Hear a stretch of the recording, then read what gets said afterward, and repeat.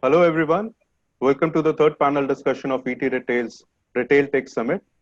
The topic that we are going to discuss today is future of technology in e-commerce in the post-COVID-19 era. E-commerce industry stepped up to the challenge posed by the COVID-19 crisis and began delivering essentials during the very initial stages of the lockdown. Consumers who were not yet shopping online began to use this channel to shop as well. Although there were initial hiccups when the orders were getting delayed due to panic buying, which led to huge demand. But things are looking much better now. Today, in this panel discussion, we'll try to understand from the e commerce leaders as in how technology can help e commerce going ahead, how it will help serve customers quickly and efficiently, and in a safer environment. We will also discuss how e commerce can use technology to improve supply chain and how it can help to predict the consumer demands during these uncertain times. Today we have with us Mr. Srinivas Moti, who is Senior Vice President at Paytm, Mr. Rakshit Daga, who is Chief Technology Officer at Big Basket, Mr. Bikram Singh Bedi, who is Chief Strategy Officer at Grofers, Mr. Prashant Parashar, who is Head of Engineering at Snapdeal, and Mr. Ankit Agrawal, who is Partner at McKinsey & Company. Thank you everyone for taking out time to join us for this panel discussion. We'll start with a very pertinent question, and that is, how do you look at the future of technology in the e-commerce in these times? We'll take views from all of the panelists before moving on with other discussion as well. I would like to ask Srinivas as in what is his take on the future of technology in e-commerce. So I think let's talk about really. I think COVID has really changed the way we look at things, technology lens, and a lot of those, especially from perspective of small businesses, merchants, and all of those. So I think let me kind of break this up into 2-3 parts. So technology should be more like an enabler, but it's not like technology controlling things. So I think during the COVID times, we have seen the supply chain getting impacted. When I say predictability of where to deliver, how to deliver, definitely got impacted. That's definitely one key area.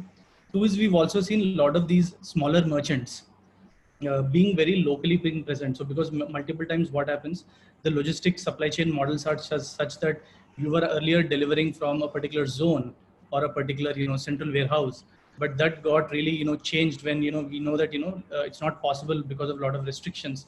How do we start creating local supply? But do we really have the technology tools to really start creating this local supply and start kind of giving an opportunity to those? The third kind of challenge that really posed is for us, especially, let me give you an example. A lot of these smaller merchants, individual owners have started coming and saying, is there an affordable way to start having an online presence for me and start selling? Because consumer demand again has become a big problem for a lot of smaller merchants across the board. So that's, I think, the third area where I'm calling it like consumer demand discovery as one of the key thing is another technological challenge that you kind of see. The next thing is obviously to look at the internal processes of the organization itself. When I say digitization scope of where customers are, starting from order management, customer discovery to supply chain, internal processes itself, kind of did a lot of litmus test for a lot of these smaller merchants. So let me start off, I'm just giving these challenges first. I think let me start off.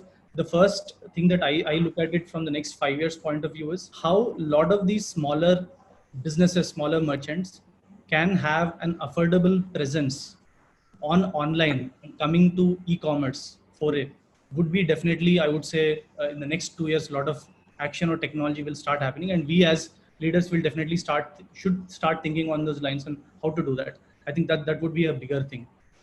Two is now the online offline thin line is also disappearing. Earlier, what used to happen is e-commerce means a lot of these online suppliers or wholesalers who are buying in bulk used to sell online.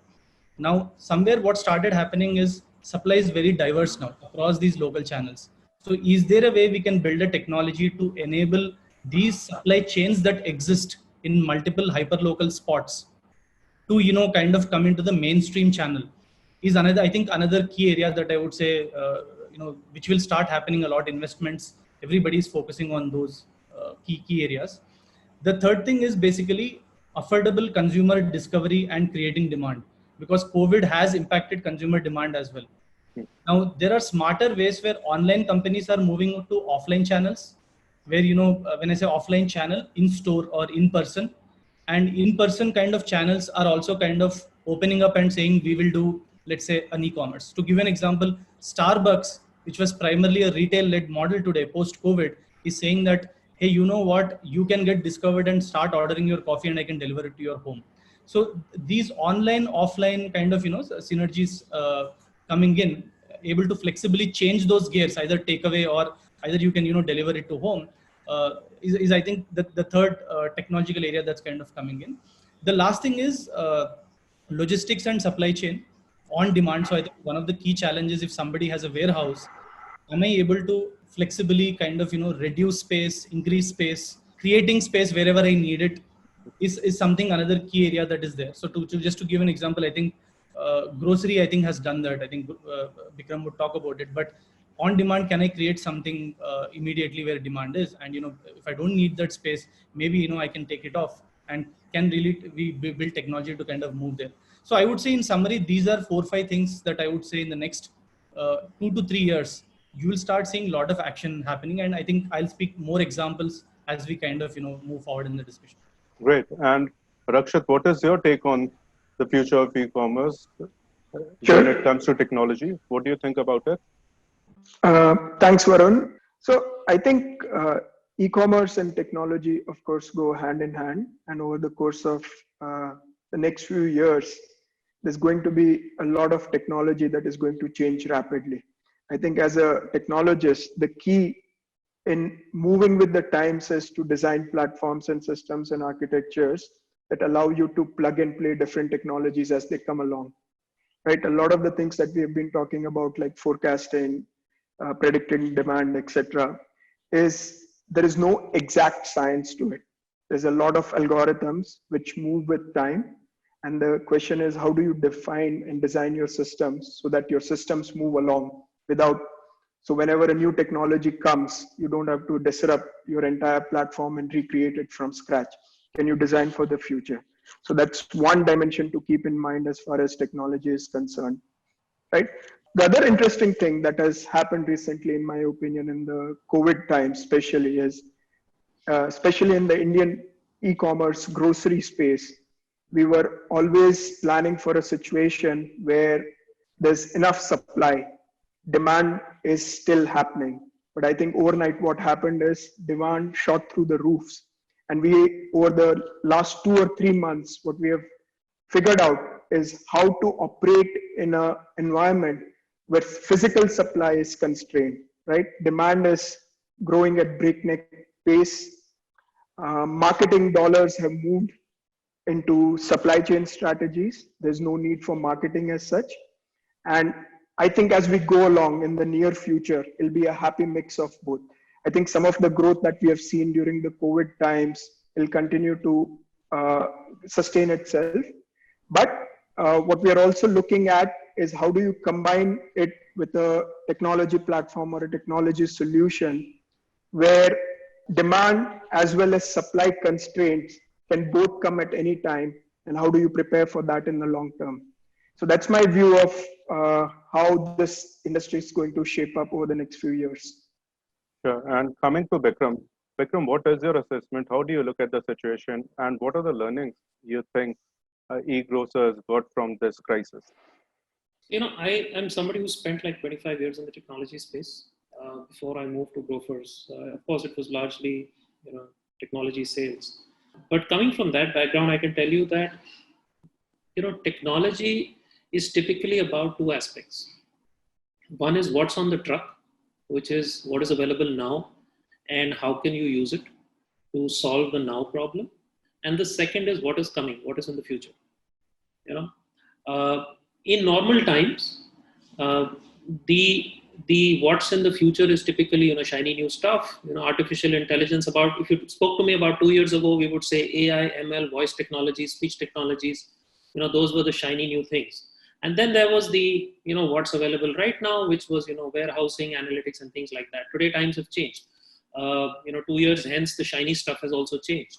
So if you look at what COVID has done is that what's available now there has been a huge amount of disruption there. I think everybody has scrambled to try and figure out what can you do now with technology, right?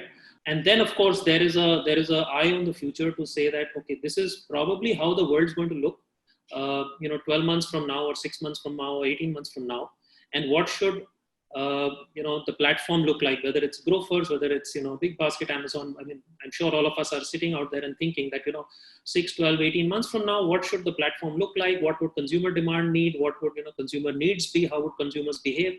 And hence, what should technology be? So I think I would like to break it into actually two pieces to say now, and given the whole COVID disruption, how technology has reacted to it and is continuing to react. So it's more of a reactive process to say, okay, this is happening. This is what, we spoke about, demand going through the roof. Yes. And how do you cater to that demand? So there's a lot of reactivity now versus a lot of proactivity in the future. Happy to talk more about this as we go down the panel. Ankit, your point of view on this? You have been tracking e-commerce space, and what do you think about the technology for future? No, so I think first we should all acknowledge the fact that COVID has accelerated already existing trend, right? If you look in the US, categories with low single-digit penetration are now mid-teens online. People are closing down offline not because of cost, but because they are seeing a drastic change in the go-to-market. I think Srinivas mentioned the point around Starbucks changing its operating model, right? In light of that, the 4-5 things that come to my mind, top of mind, right? First two, I think people already spoken about it. How do you be more accurate in demand prediction, right? And for both categories, which are right now digital savvy, but also categories of the future, right? And I wouldn't go limit myself to say, listen, jewelry, right? People who are thought typically is not category amenable to digital. They are trying out new stuff, right? So how do you think of demand prediction even deeper than a polygon level potentially, right? Second is supply chain integration. Right now, I think what we've done through COVID is admirable, really, and but I think it is the tip of the iceberg, right? We've gone contactless, but if you take the end-to-end supply chain view, how do you make it much more foolproof, both to the virus, but also efficiently deliver stuff in last mile on a short notice? The three things I would like to highlight from an experience perspective, right? The first is personalization. Now you take every single player is adding categories. I would say apps are now becoming super apps, right? So how do you think of personalization in that context when consumer comes to your platform, he doesn't get lost, right? So that's one. Second, I would say it's omni-channel and discoverability, right? So how do you integrate? It's no longer about me versus the offline, right? It's about online and offline working together to deliver a solution to them. And lastly, I think, and this is a little bit fast forward, but AR and VR, right? People, when we reach out to consumers, they're keen to buy a bunch of categories, but they still believe touch and feel and experience is part of that. And we believe AR and VR can actually completely disrupt that piece. Right? And we know few jewelry players, durable players who are already experimenting with this, right? So how do you change that, give that store experience online through a mobile phone platform, right? Not through different assets or gadgets like a glass. So yeah, so that at least would be how we see disrupting technology being disrupted over the next 5 to 10 years. Right. And Prashant, Snapdeal has been delivering to most of the pin codes now. What is your assessment of the situation? And how do you think technology is going to help Snapdeal to cater to the future audience? I think, this situation definitely kind of accelerated the growth of e-commerce, worldwide.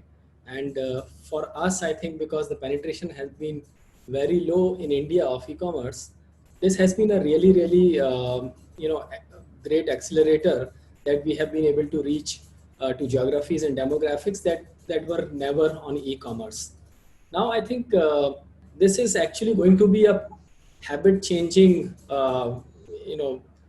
time where people are going to change their shopping and buying habits permanently. Where if you don't need to walk out to shop something, you would just go and click on the app and just buy it from an app or website. So this is going to result into a permanent habit change of our audience. This is also going to result into acquiring new users from tier 2, tier 3, tier 4 towns and villages who were never on e-commerce, who had never uh, tasted the e-commerce apps or e-commerce experience. So this definitely is going to result into new demographics. Now, in terms of technology, where this technology intervention, what technology is going to evolve, I think one is on the supply side, as others pointed out. There are sellers and there are stores and there are offline brands, etc., who are now seeing this demand getting generated online. So they are eagerly coming up online and are very eager to sell online, capture this newly generated demand, as well as cover for their losses in terms of their offline channels.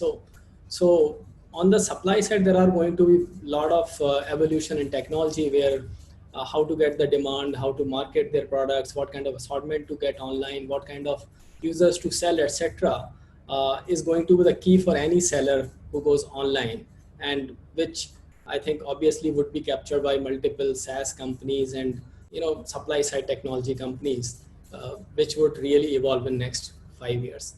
Another challenge, I think, on the demand side or on the user side, that all of us are going to face is all these new users coming online from tier 3, tier 4. While we at Snapdeal have been fortunate that our most demands were coming from tier 3, tier 4, but for a lot of players, these are the users whose habits are very different from the metro users. So how to personalize their experience, what experience matters to them, it is very different. For example, for metro, the experience that it comes next day, the product is delivered the next day, is very, very important. While for the tier 3, tier 4 users, there are different things that are important. Post-order experience, how you are going to provide in vernacular, how you are going to, whether that user is going to be going on chat or not, whether that user is more comfortable looking at video products. So all these technology on the demand side are also going to see a huge upsurge and kind of disruption in terms of what worked till now and what is going to work in next 5 years. It is going to be, in my opinion, drastically different. Sure. And also, one thing is very obvious, that consumers are looking at safety. That's the most important thing that they are looking at when they are buying products. Do we have, or can we have, a technology wherein we can instill confidence in the consumers that their products are safely handled and there's seriously no risk in ordering from e-commerce and taking deliveries? Do we have such kind of a challenge? Are we facing that kind of a challenge at this point of time? And can technology be an answer to that? Anyone who wants to take this question can go ahead. I'll talk from a Paytm perspective, maybe with an example of an industry that we've seen it. So especially I think food and restaurant industry is something that I want to touch upon, where right now it's badly affected, that we can't go to a restaurant or a QSR, which is a service restaurant, but still they want to provide a confidence to customers that, it's a safe environment, you can still kind of come in. Still not all stores are open. So I think we've been able to kind of, to fine tune that entire challenge, came up with something called a contactless ordering service. While the delivery part is obviously fulfilled by Zomato and Swiggy. So what we kind of figured out is, can we really convert all their menus into e-menu? So imagine starting from discovery, menu, payment, to basically fulfillment of that particular product. We've tried to put it on a QR format, and we called it like contactless. So today, tomorrow, what happens is, if you want to order a Starbucks coffee, you actually open up your app, order a coffee ahead much before you walk into a shop. You don't need to stand in line, walk into the counter and pick up. Or if you, let's say, go to Haldiram's, you can actually scan a QR code, select the menu directly on the phone. It's completely contactless menu. I'm calling it contactless menu, contactless payment. And you just walk into the counter, pick up your product and kind of go in. I think we started to launch this across at least 500-600 merchants, food merchants. And I think it's taken very positively because customers are getting confidence. I'm not saying still the demand is high, but I would say the solution is something that is giving people some confidence for the industry itself, the restaurant as well as food industry, to kind of do that. I think that's a recent example that I wanted to give you. Sure. I can probably pitch in on that one. So let's try and look at it from a customer's perspective. What is a customer expecting when you talk about safety? The customer expects, number one, the person who's coming to my doorstep, right? That person should be healthy. Number two, the interaction with that person should be minimal. Number three, the goods, the way they are packaged, the way they are, handled, that should be the most secure environment, which means the kind of people who are handling them, the way they touch the goods, do they touch the goods, do they not touch the goods? So I think from a customer's perspective, when you talk about safety, it's safety of the brand, it's safety of the way the goods are being handled, it's safety of the person who's coming to the house to deliver the goods. Including, we have seen, customers are talking about the fact, I don't want to order with multiple vendors because 3 people come to my house. I would rather only 1 person comes to my house and my probability of exposure goes down, right? So we kind of studied this problem about 2 months ago when this whole COVID scenario, kind of spiked. And I think technology is being used end to end to kind of, help customers mitigate their fears and apprehensions. So for example, starting from the very fact that when somebody walks into a warehouse, using all digital technologies to scan the person, and ensure that the person has the right temperatures, etc. Of course, then there's a whole bunch of sterilization, disinfection that happens in the warehouse, which I'm not going to talk about because that's not so much of technology. I'll try and stick to the relevant technology pieces. Now, when you get to the delivery boys, right? We've integrated into Arogya Setu as an app. So, it gives customer that confidence, and it also gives our delivery boy the confidence when they're heading in there. Masks and gloves are fine, sanitization is fine, but, when they're looking at the app, they know for a fact that the customer is good. The delivery boy's, temperature, when he started out, when he started out with your package. Then, of course, working on things like, getting the delivery boys to, scan when they're heading out, just like you're doing the warehouse. I spoke about temperature. So there are a number of things that you do along each of those areas of apprehension to ensure that a customer is, more secure, feeling more satisfied about the kind of goods. And then, of course, contactless deliveries is another aspect, where the customer doesn't have to really interact with the delivery person. The goods are left at a predetermined spot. The customer goes out, picks them up. Digitally, both sides get confirmation and reconciliation as to what has happened. So all of that is a part of it. So I think, yes, safety is a big one, and tech plays a huge role in assuaging that. And Akshat, you want to add something to this? Yeah, I'll just add quickly. So I think both Bikram and Srinivas made excellent points about how contactless delivery works. I think there's another key piece, which is not necessarily only relevant to the COVID situation, which is the traceability of the food that is being delivered to your house, and especially becomes very important in the context of grocery like fruits and vegetables. So that's where, for example, we are exploring solutions where we can tell the customer that this is the date when your food was harvested, when was it planted, what is the nature of the soil, when did it first arrive at our warehouses, how is it getting transported. So that's whole another angle to basically making sure that the customer has visibility into the end-to-end of where your food is coming from and what are the origins of it. And obviously technology plays an important role in bringing this together, not only in recording the data when it gets sort of enters into your system, but also making sure that the customer trusts it. So where you can look at technologies like blockchain, etc., to make sure the origins of food are traced completely and are visible to the customer. Right. And Prashant, you want to add something to this, as in how Snapdeal is looking at technology to provide safety to the consumer and still confidence in buying from e-commerce? In terms of, I think, general e-commerce, apart from, say, groceries or food e-commerce, the general e-commerce merchandising has low touch points or low risk exposure in terms of COVID situation. But at the same time, we sanitize our warehouses, we ask our sellers to sanitize the products and all. And we rely on our delivery partners to make system as contactless as possible. But at the same time, for us and for other players, I think what we have seen is that people are preferring contactless means cashless deliveries. So that there are less touch points when a delivery actually happens. And Ankit, you have to add Yeah. to this. Yeah, no. So, Varun, first point I would like to make is this is for the safety of both the customer as well as the supply chain, right? It cannot be a one-sided affair. It has to protect both the sides. Second, like I mentioned slightly earlier, right now we've ensured last mile delivery is contactless, and hence the transmission is minimized there. But I think we have a long way to go for the entire supply chain. Like I think, like most of the panelists mentioned, how do you think of warehouses? How do you think of handling of goods? How do you, and different categories come with the different complexities, right? And almost creating a safety index for some of these, which gives transparency into the for customers on what's happening, is potentially the way forward. Sure. And also, with this whole COVID situation, there has been a change in consumer behavior, as in what they are buying.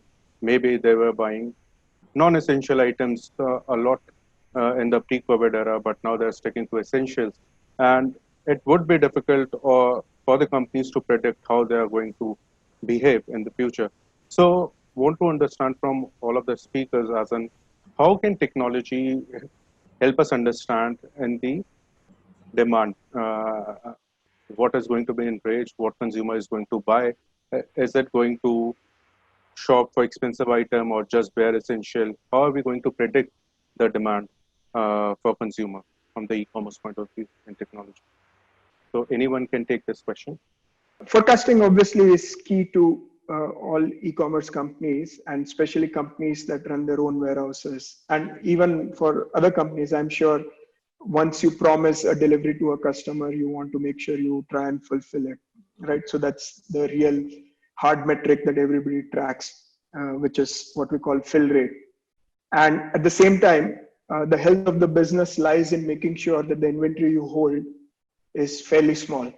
So you're trying to arrive at an optimum mix of low out of stock, uh, low inventory days covers, and high fill rate. Right now, there's and I'm sure almost all the speakers on this panel have implemented different kinds of algorithms to make sure forecasting is a key part of the whole e-commerce experience, right? And at Big Basket, we've also experimented with multiple algorithms, and we try and arrive at a prediction that this is what the customer is likely to order. And you basically come up with a number of days of inventory that you want to hold, and you make sure all your systems are in place to make that thing work. Now, the interesting situations come up when events like COVID strike, right? There's nobody in the world who could have predicted that kind of demand or prepared for it.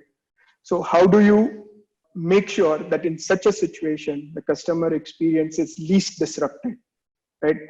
There's a lot of ways to achieve this. For example, if a customer is looking for a product, are there alternate products that are of a similar nature that can be recommended to the customer? This is all the personalization point that a lot of us talked about, right?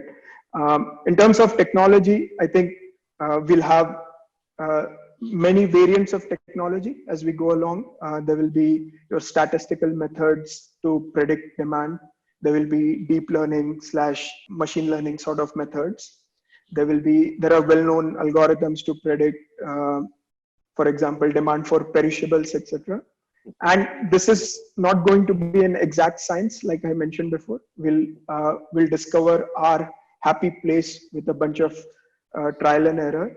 But the important thing is when all of this comes together, how do you design a system which kind of disrupts the customer experience to a minimum? Anyone else want to take a shot at this? Yeah, if I can go on. Yeah. Yeah, Ankit, right. So yeah. So I think two things at the macro level and three suggestions, right? I think one, frankly, no one knows the answer, Varun, right? So right. Because it's actually depends on two things. It depends on how well we are able to contain the virus, and the jury is still out. You see reports varying every day from July to November when the virus is going to peak. And second is the effectiveness of the stimulus that is deployed, right? So at a macro picture level, That's what will determine. And right now, I don't think any one of us would be able to say that. The second I would say is, and people have seen that, right? The essentials have gone through the roof. The non-essentials have been delayed, and there's some new categories which have evolved, right, and accelerated on the path. So those two micro level, I would just make the point. Three things I would say in just that context, right? One, I think in addition to data, we need to understand India culturally, right? And as we spoke to about 3,000, 4,000 consumers over the last 2-3 weeks, there is a little bit of guilt consciousness, right? Saying, listen, am I doing the right thing by buying non-discretionary items right now, right? Is it in my value system? So beyond the data, I think that ethnographic understanding of consumers is really, really important. From just a prediction and forecasting perspective, I think two things, right? I think companies will now continue to go out and form data partnerships, right? So far, people have been trying to predict demand for their own company based on certain attributes that they have seen in the past. But how do you now partner with, I don't know, credit card data, geographic movement data, etc., to actually figure out what are the different triggers that can predict demand more accurately. And second, I would say is that data gives you the what, right? What is happening, what is likely to happen, but it doesn't necessarily give you the why, right? So consumer insighting becomes even more relevant in this context, right? So when you pick up triggers, how do you do rapid insighting? How do you think why that's happening? What's the trigger? And hence, what is the action that needs to happen against that? Srinivas, you were saying something. Yeah. So I think it's while it's very difficult, I agree with Ankit and all of them. I think there are different ways, like Bikram was saying, what you have with the technology, that what you have, how can you kind of use them to really understand demand or things. So there are 3-4 ways that we've kind of taken few examples and we've done it, and maybe I want to share them. So one is the search data. Obviously, when you're a large platform, a lot of searches keep happening on your platform. That at least leads you to some intent. I'm not saying that's exactly the demand that's going to come, but the kind of intent that you would know. So for example, let's say pre-COVID days, we saw searches happening more on the essential groceries, moving into immediately to masks, sanitizers, all of them suddenly went off the roof. Then again moving into when in the midterm, a lot of hair cutting salons were closed, so people were looking for trimmers. So I think there is a congregation of intent which comes from your search data internally on the platform and the traffic patterns. The other thing we had done is when immediately lockdown was launched, we converted all the products into add to wish list. So we wanted to experiment and see will people really add them to the wish list. And surprisingly, we found out more than 2 to 3 lakh people have wishlisted certain products that they wanted to buy. Again, I'm not saying that's accurately the demand, but again, it's pointing out to, with the search data of intent, with what do people really want to buy. So what this really helped us to kind of start building supply from those geographic locations that people have wishlisted or people have searched to an extent. That really helped us, because in some places we were really surprised that even our logistics was not in place where people were actually searching from. So I think meshing these forecasting methods of search, wish list, traffic data, meshed with basically the backend data is something, logistics and all of those, is what we tried to do during this period. And that helped us as well as a platform. Right. And Bikram, your take on this? Before that, Prashant, you're saying something? You wanted to add something? Yeah? Please go ahead. Yeah, I agree with Srinivas. I think any platform which is large have its own signals built in, and on top of that, you create your own algorithm to see the shift in demand or see the shift in behavior of users, what kind of products they are searching for or what kind of products they are looking at. Those can be sometimes very early signals to predict demand 15 days or a month down the line. At the same time, you also have your seasonality data from your past years that if you cook into your algorithm, you can predict your demand fairly easily. However, in terms of something like if COVID happens or lockdown happens, predicting it early on is really, really hard. For example, I also keep on looking at some of the search data, and suddenly as soon as the lockdown happened, I saw a surge in carom boards. Now, I don't think somebody can fulfill demand for carom boards that like jumped 10 times or 20 times from usual as fast as it happened. But over a longer period of times, I think those models help and can predict demand very accurately. In terms of user behavior, the way it has changed over time. For example, at Snapdeal, what we see now is that generally shift had happened towards essentials and masks and sanitizers. Now we are seeing non-essentials levels also as good as pre-COVID uh, era. So that is, that was surprising for us, but that is also comforting for us that people are now have started to look at different products. And given that we are a value product site, what I foresee happening is that although people want to conserve cash and all, but they also at the same time want to quench their shopping thirst, like kind of revenge shopping. So I think in tier 2, tier 3, tier 4 towns, people are going to shop a lot more as well because they haven't shopped for quite some time, while at the same time they want to conserve cash, so they probably wouldn't go for high price items, but they would look for value deals or whatever is available in low margins, lower prices. That is, I think, a behavior change that is going to happen for next 6 to 12 months at least. And Bikram, what do you think about the new technologies that can come in the e-commerce space that will help to deal with consumers effectively in the new shopping age? We're talking about demand. A lot of, I think the panelists before me have covered a lot of ground, so I don't want to talk about the same things all over again. I just want to talk about a few different things.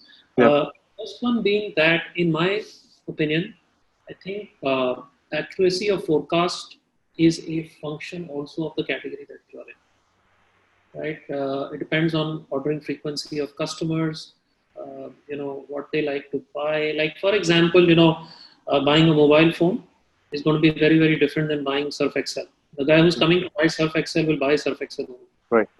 You can, of course, influence them by alternate brands and things like that. But largely, if you're there to buy Surf Excel, you're going to buy Surf Excel. Secondly, when you talk about categories, you have to also keep in mind that groceries as a category, there's typically about 15 items in your basket. Right? So you're going to have to predict the demand of those 15 items. Versus typical e-commerce carts would be, if you buy a mobile phone, you'll buy a charger along with it, you'll probably buy headsets along with it. It'll be like 3, 4 maximum kind of items in the cart. So, for the e-commerce space, getting these inventory forecasts right is imperative, simply because if you don't, you will land up with a lot of excess. You will land up with a lot of stuff that you can't sell. So from our perspective, there's a lot of focus doing this. I mean, technology, of course, people have spoken about AI, ML algorithms and things like that. But I think just one part of it is getting the consumer demand fixed with technology. I think there's a second part to the problem, that how do you ensure that you get the right fill rates to that demand, which is also a problem that needs to be solved with technology. So for example, if you look at what we are doing, much closer integration with our suppliers. EDI integrations are much closer. So, we would know well in advance that if I am going to be able to get, we all understand labor problems are happening. Supply chains are constrained.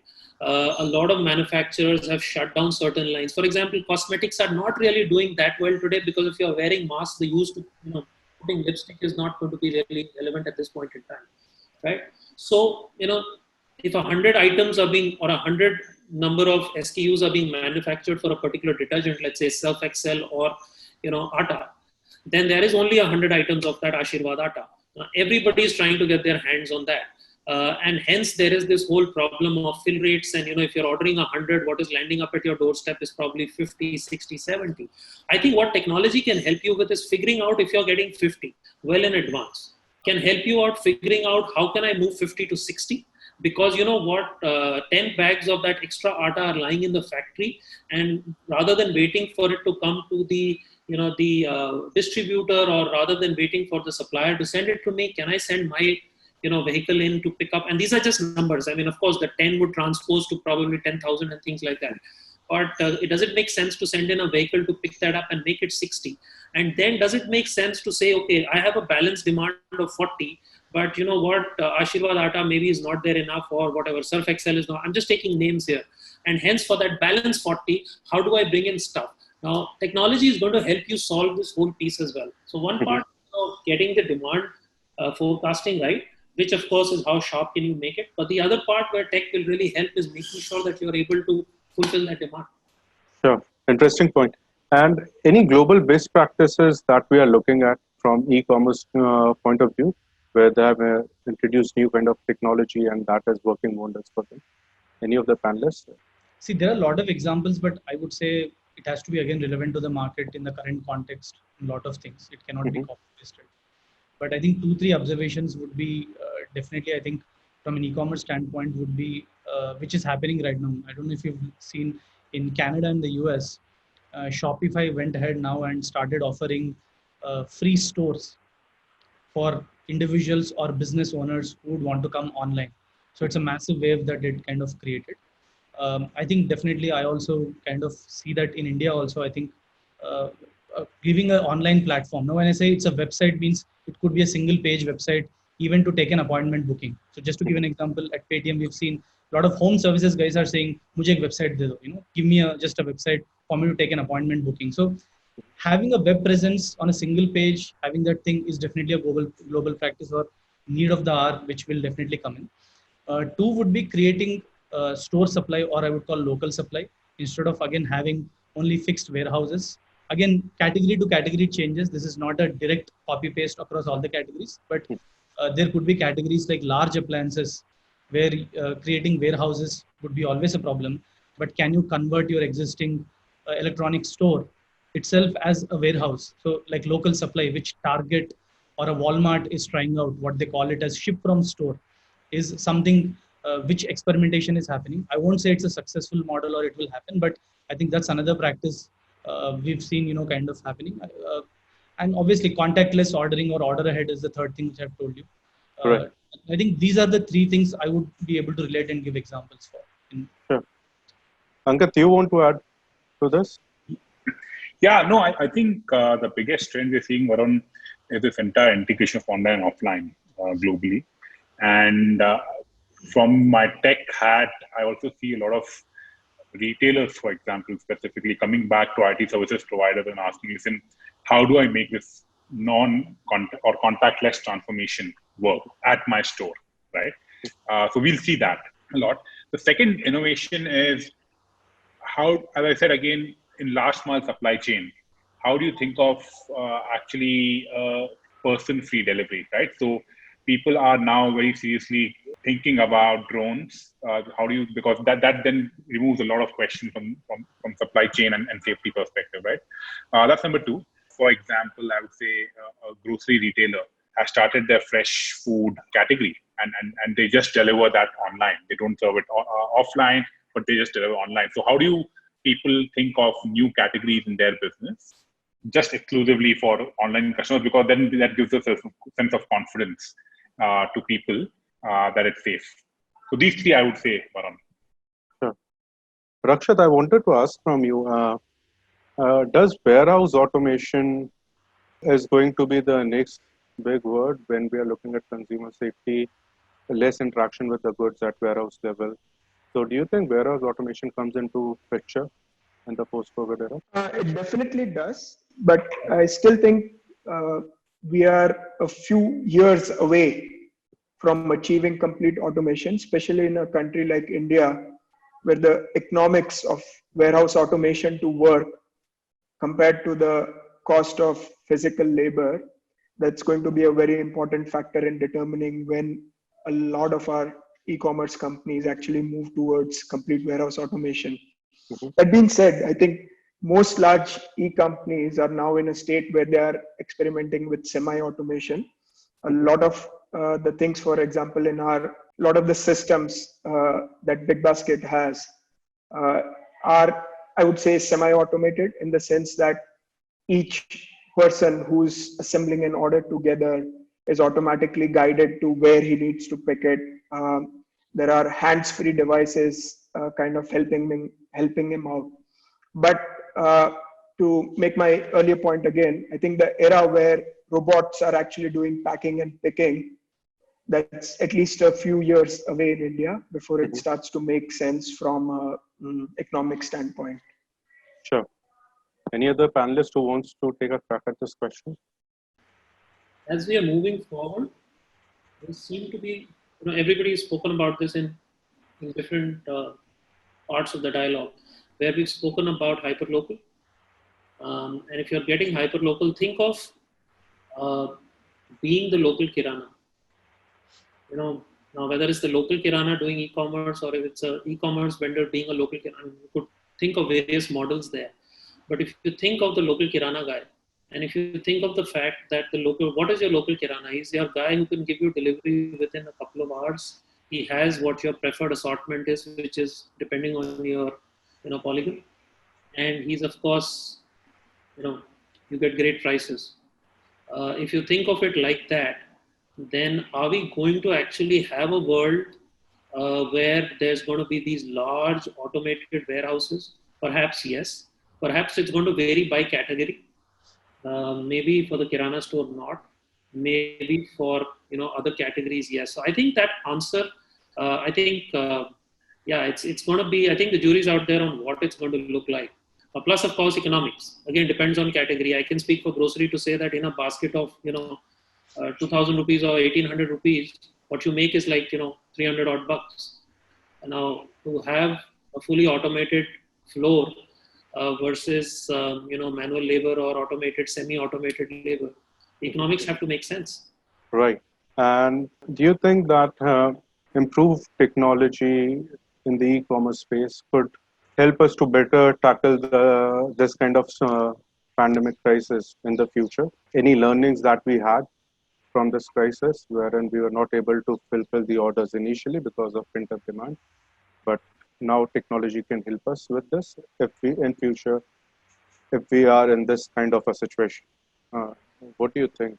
I'll just ask all the panelists to give a couple of views, and then we'll wrap up the session.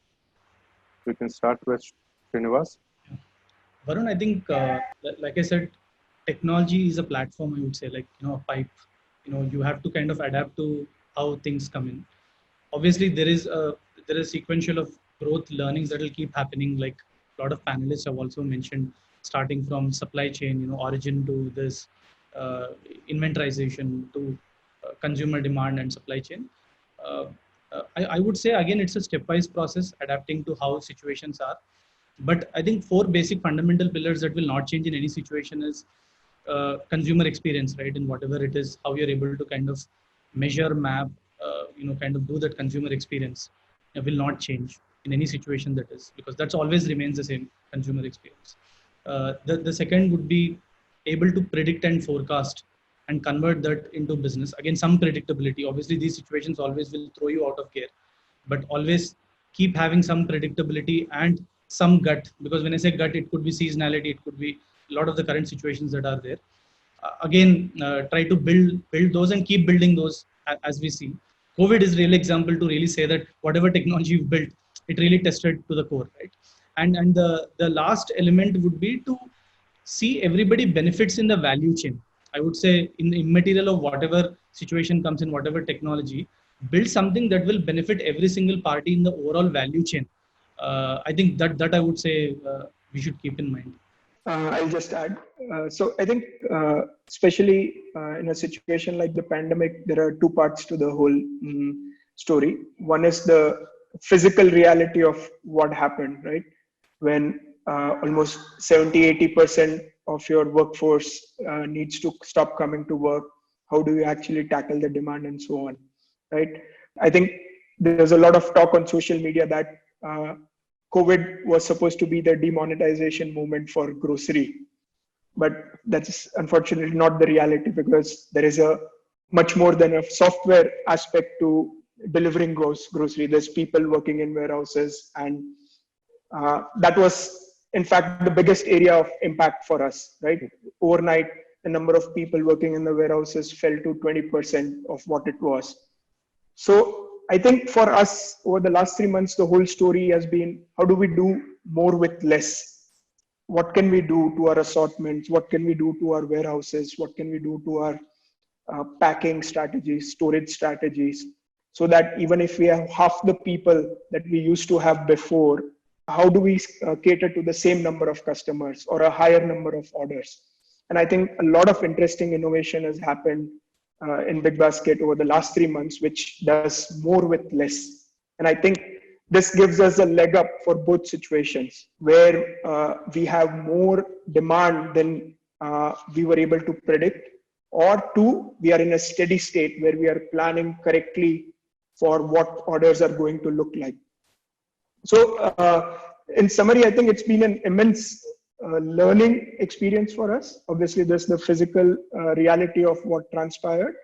And then from a software standpoint, I think we are much more prepared and equipped to deal with all kinds of sudden surges or changes in demand pattern. Prashant, you want to add to this? Yeah. Yeah, I think one of the biggest learning there is that we being a pure marketplace. So, for example, if in technology, if a server goes down, the traffic automatically moves to another server, even within milliseconds.